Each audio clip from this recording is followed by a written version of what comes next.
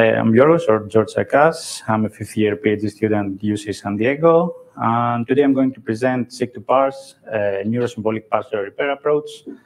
This is joint work with our collaborators at UC San Diego and University of Michigan.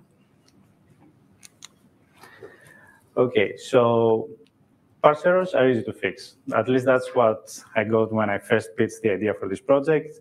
And many people probably think examples like this simple Python program here that I'm going to use throughout the talk. This has two functions here, for and back. And while the first function is correct, the second function has an error in the last line. And when a user or programmer tries to run this program, the Python compiler will complain and give this syntax error message here saying that we have a syntax error in line 6 with this return B+. Of course, that's enough feedback even for novice programmers to fix their program and delete the extra plus operator, and hopefully the program will run and do what the user intended to. But are all parse errors that easy to fix? In our paper, we include a case study for automatic parse error repair, where we analyzed the dataset of over 2 million Python buggy programs along with their fixes. We acquired this dataset from an online Python ID where people can write Python code and execute it, called pythontutor.com, between the years 2017 and 2018. So the observations from this dataset were that parse errors are indeed very common and time-consuming in a lot of cases. So more than 77% of all buggy programs in that dataset failed with a syntax error or parse error. And 37% of these parse errors took the average user more than 2 minutes to fix. Additionally, 47% of these parse errors needed more than 4 edits in order to fix them. We have more data and more of these things, observations in our paper. So based on this motivation, our goal was to repair ill-parsed code efficiently and automatically. If we have a tool that can repair multiple parse errors in only a few seconds, we have a success.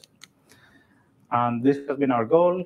The rest of this talk, I'm going to introduce our approach for automatic parse error repair, and then I'm going to conclude with evaluation of our implementation. So first, let me give you a little bit background on automatic parse error repair. There have been mainly 2 lines of work on automatic parse error repair so far. The newer one and the very popular approach nowadays is the neural approaches. And this includes sequence models, machine learning models that try to suggest human-like repairs for buggy programs. And these sequence models have usually been pre-trained on a large corpus of programs. The more traditional approaches are the symbolic approaches. And one example of them is error-correcting parsers that try to find minimal edit parses in order to repair buggy programs. And those error-correcting parsers use a large set of error-correcting rules in order to fix the buggy program. So the neural approaches can be very fast in making predictions after they have been pre-trained, of course, offline, and repair the programs, but they're not that accurate. We may have to query the models multiple times in order to get a correct program that parses and runs. While the symbolic approaches and the error-correcting parsers are very accurate, they can return a correct parse error repair almost every time, but because of this large set of error-correcting rules, they can be very slow in generating those repairs. However, both of these approaches have their own merits, and we can use neural models, sequence models, to learn the relevant error rules to the syntax error, and we can use these error rules with the error-correcting parsers again to generate good repairs. So in our approach, we combine a new neurosymbolic parser repair approach for accurate and fast repairs. And for that purpose, we use the dataset of fixed ill-parsed programs to learn human-like fixes. So let me talk about our neurosymbolic parser repair approach, and first focus on the symbolic part of this approach, where I will introduce a little bit how error-correcting parsers repair programs, and how we can get or extract these error rules from a given grammar in order to fix programs. So let's see how the error-correcting parsers work. So regular parsers, when they're given a program and a grammar G, they will try to parse the program, generate a program parse tree, obviously. Of course, when we have a syntax error or a program that doesn't conform to this grammar that we're giving to the parser will fail and exit for this program. But now the error correcting parsers try to generate a parse tree and repair the program, even for a buggy program, using this set of error correcting rules. In the example that I showed before, for example, after this return B+, we'll try to match an empty token epsilon, which can be interpreted as a literal or a number missing there at that location. And we can use this error correcting parse to generate the final program repair. We can replace this empty token epsilon with an actual number like 1 here. So in our work, we use the family of parsers called early parsers, which use dynamic programmer in a top-down fashion to generate parsers for programs. And even they will try to generate partial parses for buggy programs, but they will still exit and give us this partial parse here. And specifically, we're also going to use the error correcting early parsers that will try to generate, again, the minimal edit parse using error production rules and dynamic programmer. This is the same example here. And I'm going to show how we can get these error production rules from a grammar. We have here a simplified version of the Python grammar that has statements, expressions, arithmetic expressions, literals, and so on. And from such a grammar, we'll try to induce the error correcting early parsers, at least they will try to induce an error correcting grammar G prime, which will be a superset of the grammar G. And it will have these extra error production rules that we'll try to extract from this grammar. The error production rules are usually divided into terminal and non-terminal ones. And I'm going to show how we can actually acquire them. But to do so, let me just focus on a very simple arithmetic expressions grammar from that Python grammar that has numbers, addition, and subtraction. So we first want to add the non-terminal error rules, which are very straightforward. We'll add basically a non-terminal error rule for each production rule in our original grammar G.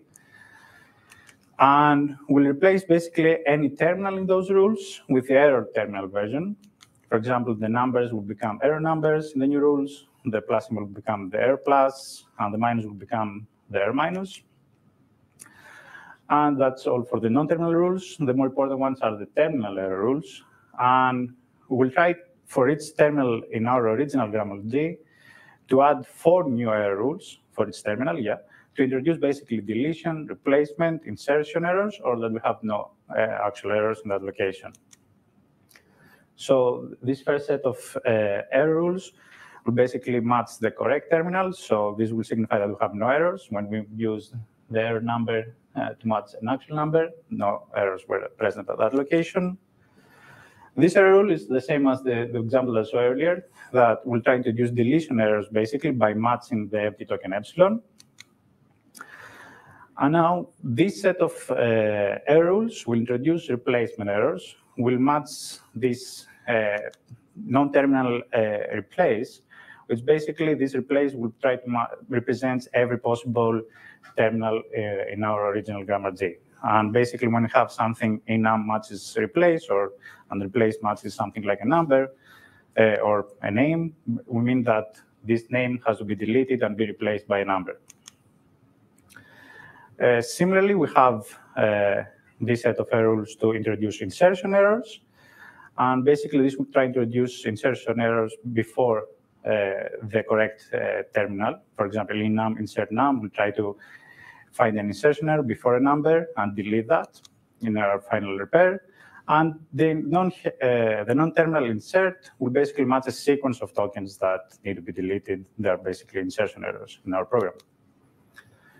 So these are all the error rules that we can extract from our simple grammar. We have, again, the same buggy line return B+ with this B+ arithmetic expression.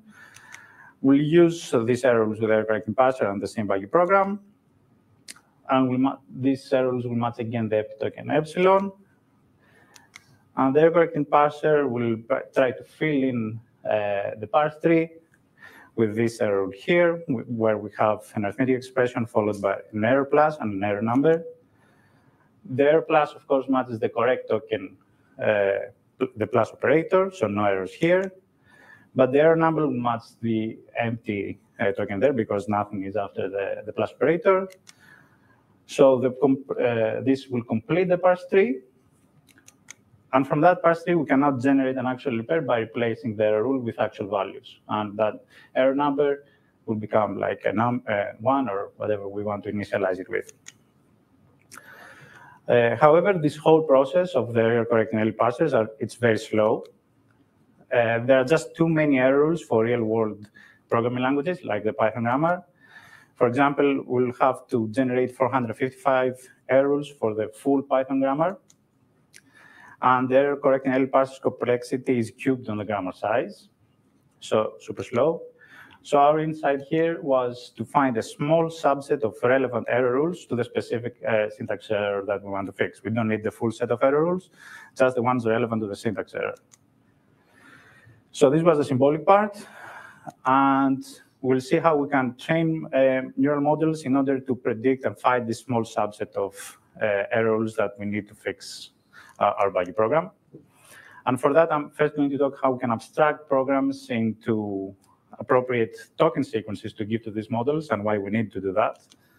And then I'm going to show how we can use those sequences to train sequence classifiers that will predict error rules. So for the abstraction of our programs, so these models that we will use, the sequence models, they operate on sequences xn of arbitrary length n, usually. And the first natural approach is to feed the models with the buggy program as is, and train them with that, and try to predict error rules. But the problem with that is that we have a huge vocabulary, have function names, variable names, numbers, and so on. And that might confuse our models in the training period and the predicting period. So we basically want to abstract these programs furthermore. So the simplest level of abstraction we can do is take the buggy program, pass it through a lexer, and get the lexed program token sequences. And we get something like this abstract sequence here, which is basically the same program, but all function names, variables, and so on have been removed. But the problem is with this thing that we still have too much irrelevant information to the parse error. This first function here doesn't really contribute anything to the syntax error in the last line, this return B+. So basically we wanted something, we could delete it or abstract it away. So we need further abstraction. So what we did in our work is to use the early parser again, the dynamic programming states that this algorithm keeps, and the partial parsers generate, to abstract away any completed production rules. So this first function here now will become just a single statement. The parameters of the bar function will become just parameters. This whole line 5 will become a single statement, and so on. And now we have a much more smaller sequence that we can train our classifiers. So this is how we abstract our programs to give to our sequence models. Now I'm going to show how we can use a dataset to actually train our sequence classifiers to predict the error rules. So we used for our sequence models a sequence classifier that consists of two major parts. This is the architecture that we used. And the first part is a sequence encoder that tries to encode the buggy program token sequences, the variable size program sequences into fixed length vectors that we can then pass to a feed-forward deep neural network that can actually make the error predictions. For our transformer, for our sequence encoder, we use the transformer model that is very easy to parallelize and train. You're probably aware of these models, these pre-trained transformer models. They are very popular nowadays, and it's the basic architecture for most large language models nowadays. But these models are just way too big. Like GPT-3 has 175 billion parameters, Codex that powers Copilot has 12 billion parameters, and GPT-4, the next model, might have 1 trillion parameters, they are saying. So we didn't use any of these. They are very large models, and we trained our own transformer classifier with only 5 million parameters that does the that performs the exact task of predicting error rules for Python programs. So let me show you how we trained this transformer or sequence classifier. We use, again, a corpus of fixed buggy programs. But that model is not in the correct form to actually train the model as is. So we need to make some transformations and have a machine learning model appropriate data set. And basically, the input from this data set will be the abstract buggy program sequences that I showed. And then we have to label these program sequences with error rules. And we'll get these error rules from the fixed program diff that we'll explain in the next slide. And after we train this model with this new data set, we can, of course, use it to make error rule predictions for new buggy programs. We have here the same buggy program and a fixed version that we have in our data set that basically deletes the plus operator again at the last line. And from that, we'll basically just diff the two programs. And we see that the diff shows highlights this deleted plus operator. So this tells us that we have an insertion error at this plus operator. And we can use that with some simple pattern matching, and we have more details in the paper, to extract the relevant insertion error rules that signify that we have an extra plus operator before a new line. These two error rules are the ones that actually we need to reproduce this repair. And yeah, if we do that, we can label the whole data set and then train our sequence classifier to predict new error rules. Then I'm going to show how we can put everything together to predict, so we can predict error rules and repair actual new buggy programs. Here's a simple Python program. Simple, yeah. It's a bit longer than the previous one, but has 3 correct functions, foo1, foo2, foo3, that are just some noise for our sequence classifier. And then we have the same buggy function at the end with the same return B plus problem in the last line. We'll abstract this program, give it to our trained sequence classifier now.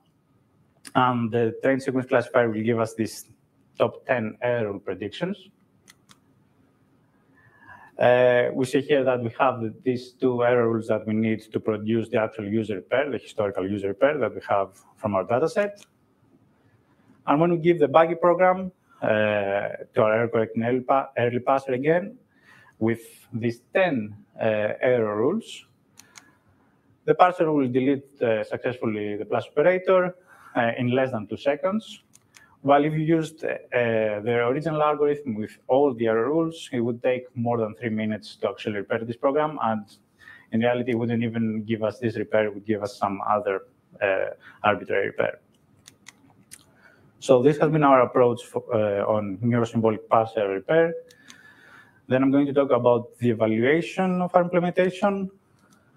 We implemented our approach in a tool called Seq2Parse. We also made a little demo website that you can actually go write some Python programs, and we'll try to repair the program and give you some feedback, like delete the plus operator on line 6. You can scan the QR code to find this website. And in our evaluation, we wanted to answer 4 research questions based on how accurate, precise, or efficient is Seq2Parse in repairing programs, and how useful is Seq2Parse's final feedback to the user. So for our first research question, we want to see how accurate are Seq2Parse's models. And for that, we use the top K prediction accuracy, which we define as the percentage where the top K predicted error rules include the full set of the label error rules from our training set. To evaluate our models, we used a test set of 15,000 Python programs that were not included, of course, in the training phase. The model didn't see these programs before. And we also set aside a set of rare programs from these 15,000 programs. And we define a rare program as any program that didn't need any of the 50 most popular error rules from our training set. Basically counted every error rule used in our training set in order to repair programs, and we found which one are the 50 most popular error rules and the 50 most popular syntax errors in the data set. So the rare programs don't use any of these. So here are the results. Of course, we trained our models with the fully abstracted programs and the labels that we got from our data set. we have in the blue bar all 50,000 programs, and in the green bar we have the rare programs, which were 1,233 programs. So we see that Seq2Parse models can get 81% top 20 accuracy for all programs, and that number goes up to 93% when we get 50 error predictions. And we see that the model can also generalize well even for less common mistakes, more rare programs, with a 73% top 20 accuracy and 89% top 50 accuracy. So our model is indeed accurate and generalizes well, and we have some further discussion in the paper compared to a baseline on why this statement is true. In the next research question, we want to see how precise are Seq2Parse's repairs. And we define here repair preciseness as the dataset repair accuracy, meaning how many programs are actually well parsed after we repair them in the test set. We use, again, all programs and the rare programs to report the repair accuracy. But we also have here the user fix accuracy, which is basically the percentage of programs that our repair is similar to the historical user fix. There are more discussion of what is similar here in the paper. We compared against two baselines, baseline 20 and 50, which they use a static set of 20 or 50 most popular error rules from our training set. So there's no classifier here, no models. They just use the same 20 or 50 error rules for every program to repair them. And then we have Seq2Parse, which in this case, we use the top 20 error rule predictions from our trained models. And Seq2Parse managed to repair 94.2% of all programs in our test set and 93.4% of the rare programs. And this outperforms the baselines. So we have a 4% increase in all programs and 28% increase in the rare programs when we use 20 error rules. It also manages to generate the user fix 21.2% of the times, which is still 5% more than baseline 20.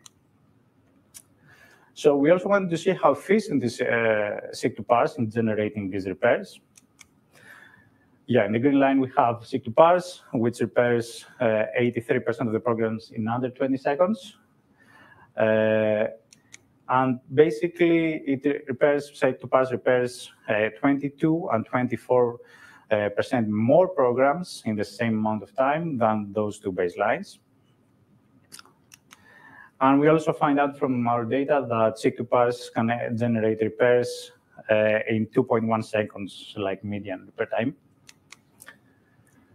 But finally, in our last research question, we want to see how useful is Seq2Parse feedback, because all of this was quantitative analysis. We want to do something more of a qualitative evaluation. So we performed a human study where we compared the Seq2Parse repairs against the historical user repairs from our dataset. We employed 39 participants that evaluated 50 distinct programs from our test set. Oops. And each time they were shown a buggy program, a repair, either the Seq2Parse repair or the user repair, and the Python error message. And we asked them to give a score from 1 to 5, basically for the repair helpfulness, how helpful the repair they're seeing is in order to fix the program, the buggy program. And we also asked them if the repair that they are seeing is more helpful than the Python error message that they're seeing. So the average helpfulness score, it's 2.9 for Seq2Parse against 3.7 for the user. We expected the user score to be higher, of course. That was mostly to set like an upper bound of how good Seq2Parse can be with this data set. But the most interesting result is that 78% of Seq2Parse repairs are at least as helpful as the user fix. And we also saw that 48% of the time, the Seq2Parse repair had more helpful debugging information than the actual Python error message. So I want to show you 3 examples that people saw in this human study and how Seq2Parse manages to repair them. We have here a very small Python program that tries to reverse a list and print it back to the user. Because Python tutor, where we got this data on these programs, uses Python 3 in this case, this missed parenthesis hence leads us to a syntax error. The user, probably confused by that, decided to just delete the print statement. So yeah, it fixes the problem, but maybe it's not very helpful feedback. But Seq2Parse managed to successfully add parentheses in the correct locations here. This is another buggy program. They tried to implement a simple GCD function. When they tried to run the program, the body statements, the bodies of this if-elif were empty. Of course, this is a syntax error. So in their fix, they just deleted everything and tried this return here, which is, of course, not the correct program, but still fixes the syntax error in a way, but not in a very helpful one. And Seq2Parse was able to generate something more useful, although still not the very correct algorithm. It filled the bodies of these if-elif statements with some feedback, something like a variable and a break statement, which could be potentially useful feedback to a novice programmer. And for the final example, we have a program here where the programmer basically takes an input number, an input integer, and they print out the cubed value of that program. They, of course, fixed this program correctly. They made this enter A into a string, and they deleted the extra asterisk there successfully. Very simple. But Seq2Parse, in this case, added some arbitrary parentheses. It was not successful in repairing this program, although it's near the correct error location. So this was our evaluation. We have some things that I didn't discuss in this talk that are in the paper. Like in the paper, we also describe how we can use probabilistic grammars for our program abstraction. We also show how the abstracted sequences can really benefit model training, and we show that we can achieve 13 to 30% higher prediction accuracy than the baselines. We also consider a few other Seq2Parse configurations, where one of them can actually achieve 34% user fix accuracy.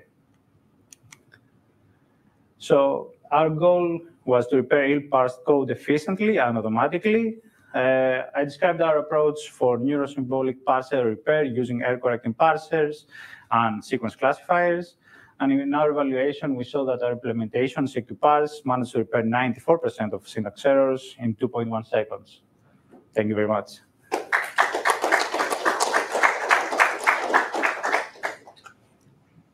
Okay, questions?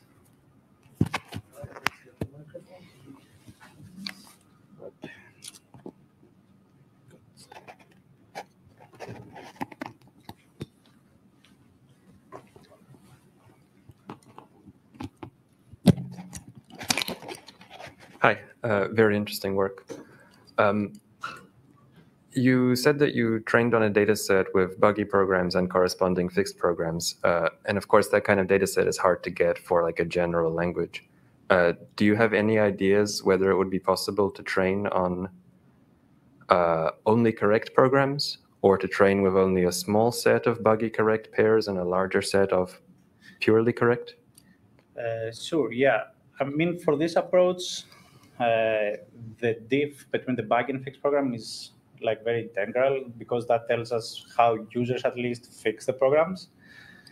We have data sets and try to recreate that in JavaScript and other languages that were not in the paper, but I'm not sure if we can actually do it with that just correct programs, because how we get there correcting rules, you need some bad programs. Maybe you can fine-tune the models that we have in our GitHub repo with only a small set of new buggy programs. But yeah, in this method, you do need these fixed programs in order to implement this. Another alternative, of course, is large language models that we're trying in our next work. Basically, they are trained on correct code, I think. So maybe we can do something there, but we can discuss that offline.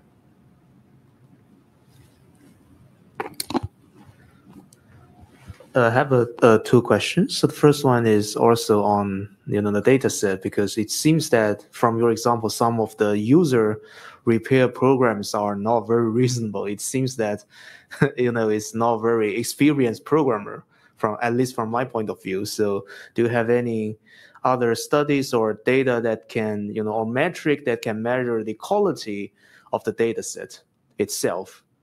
Yes. So the dataset is very large, so we try to perform some cleaning, some sanitizing, but you see that still some repairs are not very helpful. That's why we also did a human study to see how useful is that dataset to begin with.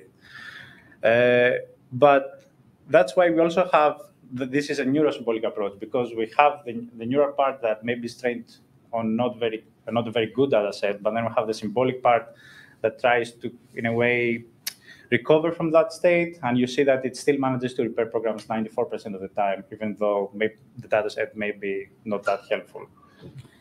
Yeah, thanks. So the other question is, it seems that you do some sort of abstraction when you encode, let's say, the tokenized program, when you feed that into the neural network. So do you also need to do, let's say, the decoding phase? For example, if the neural network predicts something, some fix, and that fix should be also in the abstract form, but when you want to suggest a fix to the user, you have to do that in a concrete way. So do you have to do that? I mean, and how did you achieve this kind of decoding, if you have? Like the fix that we give to the user? I'm not sure what you mean. I mean, maybe the first question is, do you have to do this kind of decoding, or you simply, let's say you fix the program, you say, well, here you should have some statement, but I don't know which statement it is. Yeah. Okay, so that is actually your input, the output. The output, yeah. The output is, and that's what we basically try to repair the program and fix the syntax error, just that, and we can use that repair to give feedback to the user that you're missing something here, you need to add a parenthesis here, or you need to replace something here. Okay, so that means sometimes the user has to still figure out, let's say, the concrete variable name or some statement they need to. For more complicated examples, like the one that with the empty if-elif bodies, we cannot find a full statement to put in there. So we just say that you're missing something here, like a variable or a break, and the user has to take that. But for parentheses, the extra plus operators and stuff like that, the model can just delete or replace them, and they'll report that to the user. Okay, thanks. Thank you.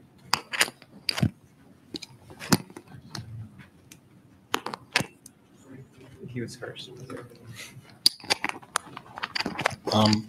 It seems like your tool does sort of a top-end prediction for the rules that you're going to use. But if you considered also doing a top-end for the fixes, because it seemed like in your motivating example, there were two ways to fix it. You can remove the plus, or you can add a variable. True. And maybe if you presented both to the user, they would find that useful. So we have some more discussion in the paper about that. So I don't remember which one it was exactly, the original solution for this paper, for this problem. But they're both valid repairs, right? You can either add the number or delete the plus symbol. So that's where the probabilistic grammar really comes in, and the full abstraction. So we try at least to mimic how people fix the bugs in that data set. And one way is to learn the models, of course, and try to predict the relevant rules. We saw that for that example, the rules led to a repair that deletes the plus symbol rather than adding the number after that. And that also is better enhanced with probabilistic grammar, because we can actually select how to abstract the program and kind of motivate our models or lead them to make the relevant predictions. So we have some stuff of how we used the dataset to lead only in a way on how, but they are both valid repairs. The error correcting parser can give both repairs. It really depends what errors the model learned to give. Thanks. Thanks for the nice talk. Do you have any thoughts how to go beyond syntax, maybe neurosymbolic Sure, type error repair? My previous work was on type error repair for Campbell programs, but with a very different approach. And currently I'm trying to extend this, because at the very early stage of the talk, I said like 77% of the programs that we had in that dataset had syntax errors. So we thought we had an interesting problem on fixing those because we saw that there are a lot of them and they take a lot of time, at least those novice programmers, to fix. So we thought we have an interesting problem. But we still have this other 30 or 23% of the programs, which are still a lot. And we're experimenting currently. I think, like right now, at least what my first experiments I'm trying to use instead of these small models that I'm training large language models. And even like you see like how in this GCD example, we just said new variable there and we didn't really add anything. Maybe we could use like these models to actually complete that statement, like when Seq2Parse cannot actually do that. Yep.